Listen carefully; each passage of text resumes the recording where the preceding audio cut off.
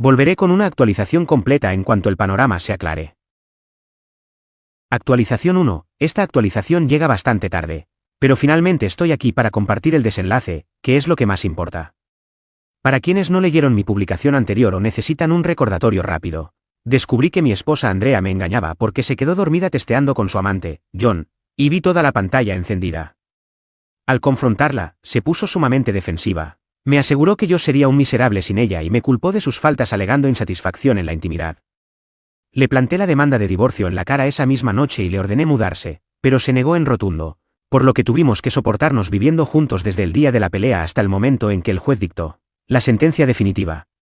Ahora, entremos de lleno en lo que fue el juicio de divorcio. El proceso se desarrolló de forma casi idéntica a las proyecciones que mi abogado me había planteado desde el primer día. Andrea estaba sumamente resentida y llena de veneno, por lo que cualquier intento de llegar a un acuerdo mutuo o un divorcio por mutuo consentimiento quedó completamente descartado. Eso no me intimidó en lo absoluto, estaba más que preparado para dar la batalla en los tribunales. Como ya les había adelantado, el hecho de presentar las capturas de pantalla y las fotografías que probaban su infidelidad no sirvió de mucho para inclinar la balanza judicial a mi favor, ya que la ley no penaliza el adulterio en la repartición de bienes. Espero de verdad que en el futuro cambien las leyes de familia respecto a los divorcios por infidelidad, especialmente cuando la víctima presenta pruebas contundentes del engaño. Sin embargo, no todo fue negativo, el juez me otorgó la propiedad exclusiva de la casa, que era el trofeo principal que yo quería defender.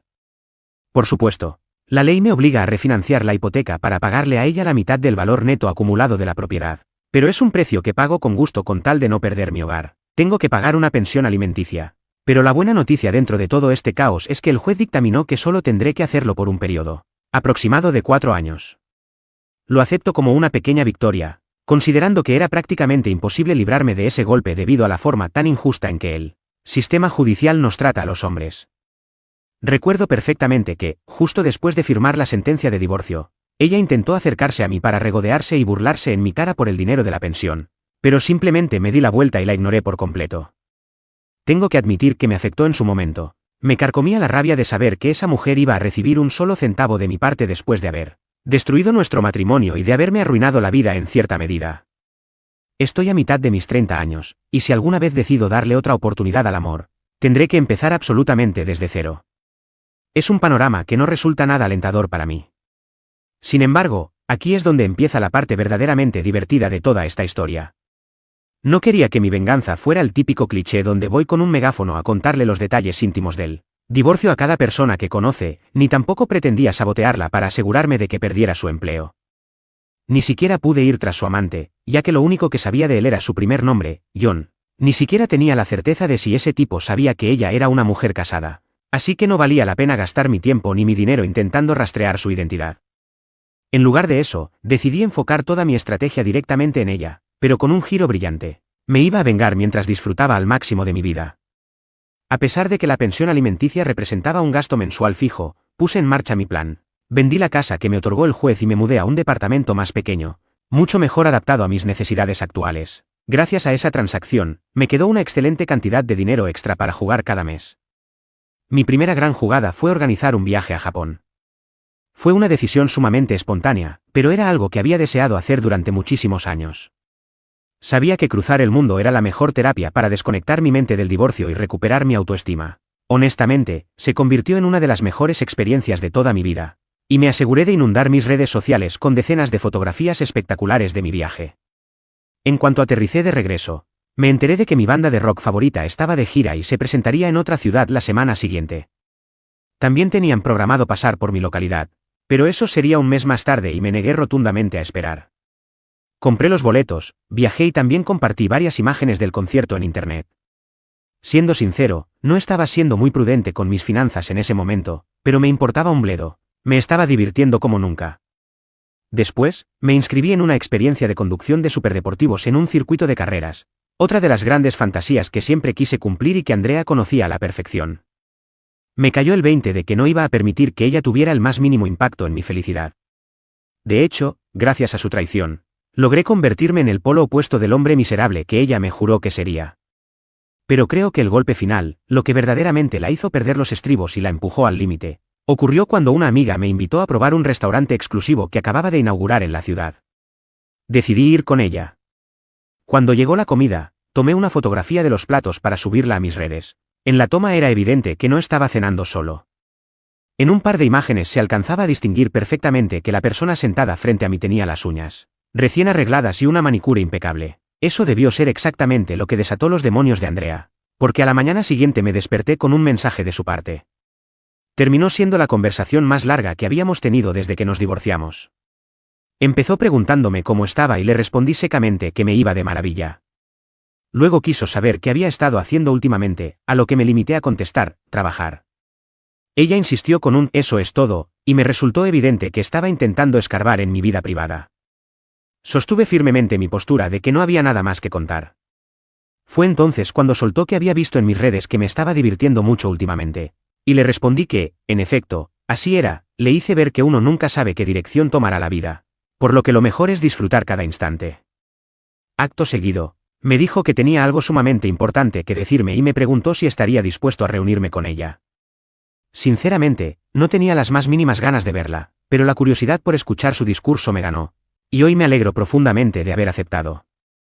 Nos citamos en un McDonald's unos días después.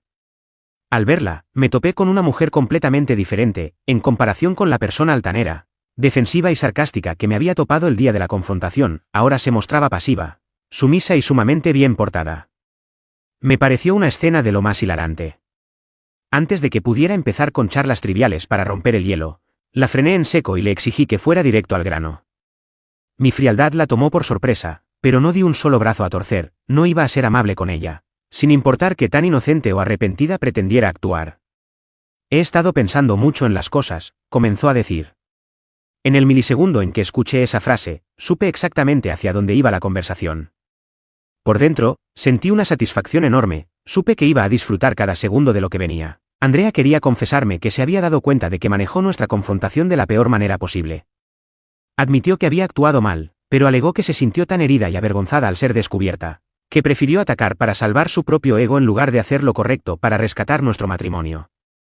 Me dijo que le había dolido mucho que yo siguiera adelante con el divorcio tan rápido en vez de intentar solucionar las cosas, y que por esa razón se había comportado de forma tan amarga durante el juicio.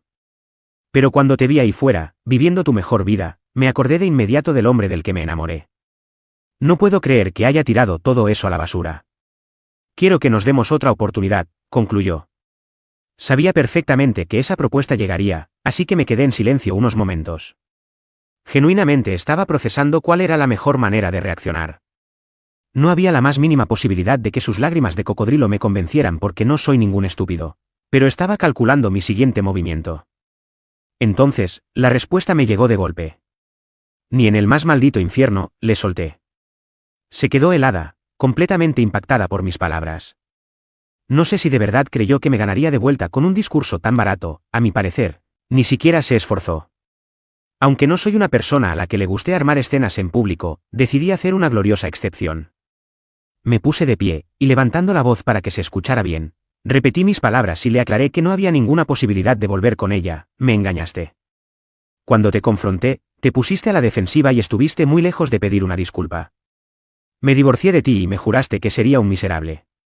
Pero en cuanto me viste rehacer mi vida y salir en citas, ahí sí decidiste que me querías de vuelta. No soy ningún miserable sin ti, Andrea. Se quedó con la boca abierta, mirando a su alrededor con una evidente cara de pánico social. Vi que estaba a punto de levantarse para salir huyendo del lugar, pero yo me adelanté y salí primero. Mientras caminaba hacia la salida, pasé al lado de varias personas que ya tenían sus teléfonos afuera grabando la escena. Incluso si yo salía en los vídeos, no me importaba en lo absoluto, con tal de que la hubieran capturado a ella pasando la peor humillación de su vida, me daba por bien servido. Aunque todavía no me he topado con los vídeos en internet, espero de corazón que estén navegando por ahí. Esa fue la última vez que nos comunicamos, y espero que sea la última para siempre. Me hace feliz haber tenido la oportunidad de devolverle el golpe a mi manera. Sé que no es la venganza más espectacular ni elaborada del mundo, pero para mí fue más que suficiente. Por ahora, me voy a tomar un descanso muy largo de las mujeres y de las relaciones serias. Quizás algún día decida volver a probar suerte, pero por el momento, no quiero saber nada de esa clase de dolores de cabeza. Me alegra saber que, en su gran mayoría, este capítulo está cerrado. Actualización 1. Si pensaba que el espectáculo en aquel McDonald's iba a ser el punto final de las humillaciones para Andrea, El destino se encargó de demostrarme que la codicia y la estupidez se pagan extremadamente caro. Meses después de aquel rechazo público que le propiné, volví a saber de ella, pero esta vez el karma la había despojado de toda su soberbia. Tras verse expuesta y rechazada por mí, el orgullo herido de Andrea la llevó a tomar la peor decisión de su vida. En su mente distorsionada, pensó que la mejor forma de vengarse y restregarme en la cara que yo no le hacía falta era correr a buscar a su amante, John. Se mudó con él, y durante un par de meses, se encargó de subir fotos e intentar presumir una vida de lujos ficticios. Quería demostrarle al mundo, y sobre todo a mí, que ella también podía darse la gran vida, viajar y gastar a lo grande. Sin embargo, lo que su nulo sentido común no le permitió calcular fue la verdadera naturaleza de un hombre que se mete con una mujer casada. Todo ese estilo de vida que tanto presumía estaba financiado exclusivamente por el dinero que yo le había tenido que dar tras la liquidación de los bienes del divorcio. En el momento exacto en que esa cuenta bancaria se quedó en ceros y el flujo de efectivo se terminó, la venda se le cayó de los ojos de la peor manera. John, al ver que ya no había más dinero que exprimir, no lo pensó dos veces, la abandonó de la noche a la mañana. Pero el tipo no se conformó con dejarla sola, antes de desaparecer por completo del mapa. Le robó hasta el último dólar que le quedaba en su bolso y en sus cuentas individuales, dejándola absolutamente en la ruina, sin un techo donde vivir y sin un centavo para comer. Hace apenas unos días, el timbre de mi departamento sonó. Cuando abrí la puerta, me encontré con una Andrea irreconocible. Ya no quedaba nada de la mujer altanera, ni de la fingida sumisión del McDonald's. Lo único que había frente a mí era una mujer demacrada, llorando con desesperación y con el orgullo hecho pedazos. Con voz temblorosa, me confesó toda la verdad sobre cómo John la había utilizado, robado y dejado en la calle. Entre sollozos patéticos, me suplicó que la ayudara, que por favor le prestara dinero o la dejara quedarse unos días, argumentando que tras el escándalo del divorcio sus amistades le habían dado la espalda y ya no tenía absolutamente a nadie más a quien recurrir en este mundo. La miré con una frialdad que incluso a mí me sorprendió. No sentí ni una pizca de lástima por ella, cada uno cosecha lo que siembra. Le recordé que ella sola se había buscado ese destino el día que decidió traicionarme y que no era más que una interesada que solo volvía a buscarme cuando la billetera se le quedaba vacía. Sin titubear, le dije textualmente que sus desgracias ya no eran mi problema. Le ordené que se largara inmediatamente de mi propiedad y le advertí que, si volvía a molestarme o a pararse fuera de mi casa, llamaría a la policía para que la sacaran a la fuerza. Sin esperar a ver su reacción, le cerré la puerta en la cara. Actualización 2. Apenas unos días después de haberle cerrado la puerta de mi departamento, el teléfono sonó. Al ver la pantalla, me sorprendió ver el nombre de mis exsuegros. A pesar de todo el daño que Andrea me había causado, yo siempre mantuve una relación excelente, de mucho respeto y cariño, con sus padres.